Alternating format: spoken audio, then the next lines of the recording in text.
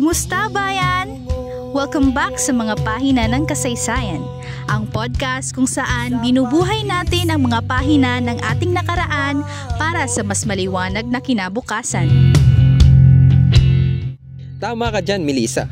At ngayong episode, matindi ang ating tatalakayin mula sa matalinong isipan ni Emilio Jacinto hanggang sa matagumpay na sigaw ng kalayaan noong 1898.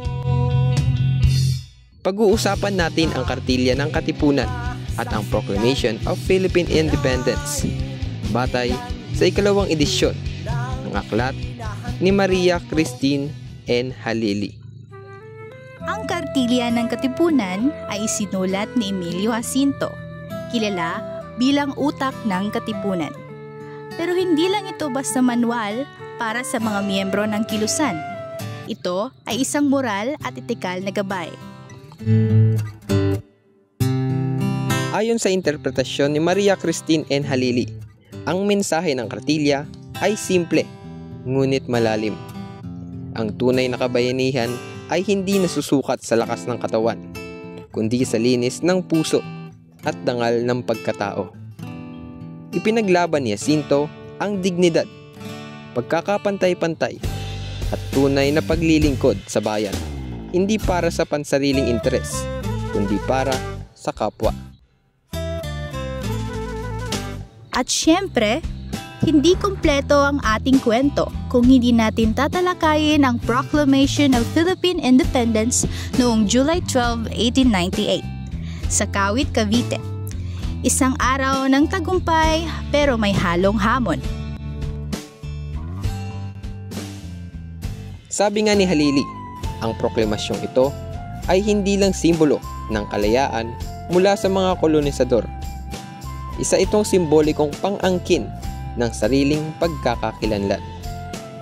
Ang pagkanta ng Marcha Nacional Filipina, ang pagtaas ng watawat. Ito ay pahayag sa mundo na kami ay isang malayang bayan. Ngayon, tanong ng marami, may silbi pa ba ang kartilya sa makabagong panahon? Oo naman.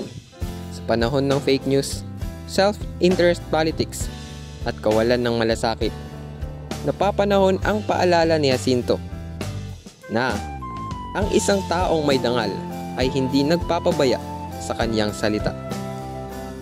At kung ang proklamasyon ng 1898 ay sigaw ng kalayaan noon, ang ating hamon ngayon ay panatilihin at ipagtanggol ang kalayaang iyon sa pagiging mulat, makabayan at makatao. Ang kartilya ng Katipunan at ang 1898 Proclamation ay hindi lang bahagi ng ating kasaysayan. Susi ito sa ating pagkatao bilang Pilipino. Kaya't saan ka man naroon, tagapakinig, maging tulad ni Jacinto, may tapang at prinsipyo. At tulad ng mga bayani ng 1898, ipaglaban ng tama kahit tahimik o mag-isa. Maraming salamat sa pakikinig. Huwag kalimutang i-follow ang mga pahina ng kasaysayan para sa mas marami pang makabuluhang kwento. Hanggang sa muli, alalahanin, ang kasaysayan ay hindi patay. Ito ay patuloy na pumipintig sa ating puso at pagkatao. Paalam at mabuhay ang bayan!